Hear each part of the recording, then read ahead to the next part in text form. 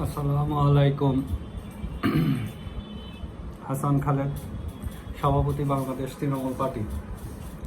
দর্শক শ্রোতা, আজকে আপনাদের সাথে কথা বলবো প্রশাসনিক ব্যবস্থা নিয়ে। দেশের প্রশাসনিক ব্যবস্থা। আমাদের দেশে 18 কোটি লোকের বসবাস। এই 18 কোটি লোকরে এক কেন্দ্রিক শাসন ব্যবস্থা রাখা যায় না, তাদের চাহিদা মেটানো সম্ভব না। তাই তৃণমূল পার্টি, বাংলাদেশ তৃণমূল পার্টি মনে করে এখনই দরকার শাসন ব্যবস্থার বিকেন্দ্রীকরণ।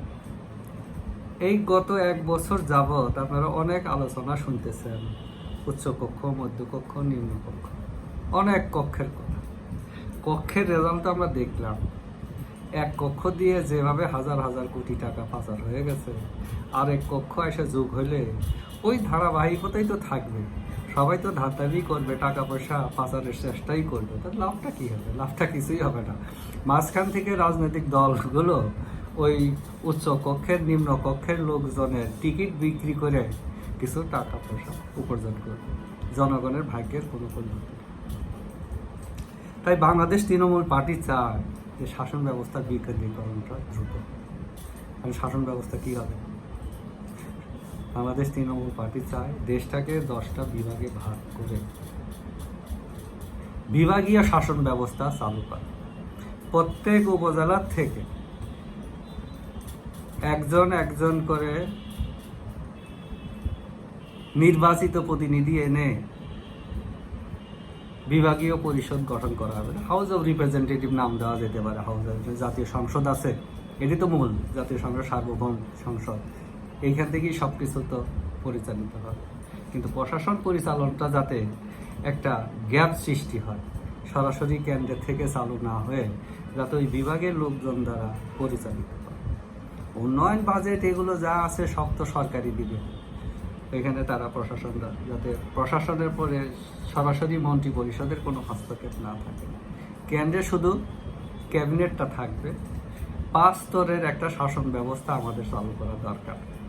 1 বিভাগীয় শাসন ব্যবস্থা, 2 কেন্দ্রীয় শাসন ব্যবস্থা তো আছেই, বিভাগীয় শাসন ব্যবস্থা, জেলা শাসন ব্যবস্থা, উপজেলা শাসন ব্যবস্থা, ইউনিয়ন পরিষদ বা ইউনিয়ন প্রশাসন। এই স্তরে ভাগ করে সরাসরি জনগণের প্রভুত্ব প্রতিষ্ঠা করে, জনগণের প্রতিনিধিদের সমবায়ে পরিষদ গঠন করে সেই পরিষদের মাধ্যমে শাসন ব্যবস্থা চালু করতে হবে।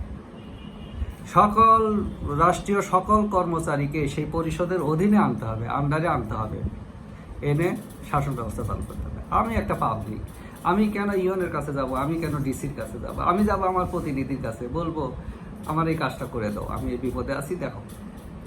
আমি ওই ইয়ের সামনে গিয়ে বসে থাকবো কেন? আমি ডিসির সামনে গিয়ে বসে থাকবো কেন? আমি সেক্রেটারির সামনে গিয়ে কেন বসে থাকবো? আমি যাবো আমার প্রতিনিধির কাছে, আমার চেয়ারম্যানের কাছে, আমার মেম্বারের কাছে, আমার এই কাজটা করে দাও, হেল্প নিয়ে আমার এই কাজটা করে দাও, তা করে দেবে। এখন বিভাগীয় পরিষদে কি থাকবে? বিভাগীয় প্রশাসনে কি থাকবে? বিভাগীয় সরকারে কি থাকবে? বিভাগের সকল কাজ, এক্সিকিউটিভ যে কাজগুলো আছে সব কাজটা তাদের থাকবে। সেই সাথে প্রত্যেকটা বিভাগে একটা হাইকোর্ট ডিভিশন থাকবে। এটা প্রাদেশিক সরকার যে আদলে একটা হাইকোর্ট ডিভিশন থাকবে, যাতে এক ঢাকাতে সবাইকে দৌড়াদৌড়ি না করতে, যাতে বিভাগের কাজ যাতে বিভাগে শেষ করে ফেলানো যায়। তো প্রতিনিধিদের সমবায়ে প্রত্যেক উপজেলা থেকে প্রতিনিধি নিয়ে, সরাসরি ভোটে নির্বাচিত প্রতিনিধি নিয়ে হাউস অব রিপ্রেজেন্টেটিভ গঠন করে, এটা দলীয় নির্বাচন হইতে পারে, যে দল সংখ্যাগরিষ্ঠতা পাবে সেই দল ওখানে সরকার গঠন করবে, কোনো সমস্যা নাই। 2 নম্বর, জেলা পরিষদ। জেলা পরিষদও তাই হতে হবে। প্রত্যেকটা উপজেলার থেকে 2 জন বা 3 জন প্রতিনিধি, নির্বাচিত প্রতিনিধি নিয়ে জেলা পরিষদ গঠন করা হবে।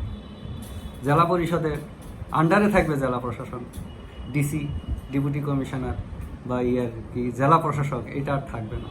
জেলা পরিষদের চেয়ারম্যানের আন্ডারে সব কিছু থাকবে। শুধু জেলা ম্যাজিস্ট্রেট থাকবে। আজকে যাদেরকে আমরা জেলা প্রশাসন বলতেছি, জেলার হরফুন মহলা বলতেছি, তাদেরকে আনতে হবে জেলা পরিষদের অধীনে এবং জেলা পরিষদের এনে জনগণের শাসন ব্যবস্থা চালু করতে হবে। আমরা বলি না আইনের শাসন চাই, জনগণের শাসন চাই। আসলে আমাদের জনগণের শাসন কোথায়?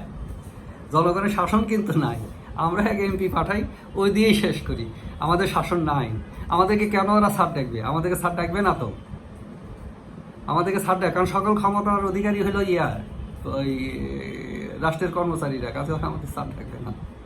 জেলা পরিষদ, উপজেলা পরিষদে একইভাবে ইউনিয়ন পরিষদ থেকে প্রতিনিধি নিয়ে উপজেলা পরিষদ গঠন করা হবে।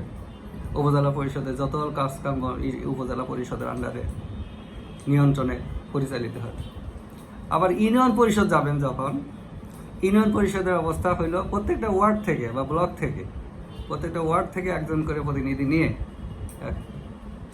এই ব্যবস্থাটা চালু করতে হবে, যাতে প্রত্যেকটা জায়গায় জনগণের প্রভুত্ব প্রতিষ্ঠা হয়, জনগণের অধীনে সব কিছু পরিচালিত হয়। আমরা এটি চাচ্ছি, এই জিনিসটি আমরা চাই।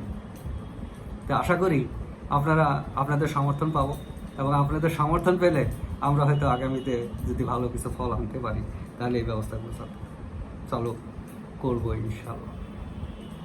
ভালো থাকুন, নিরাপদ থাকুন, ধন্যবাদ।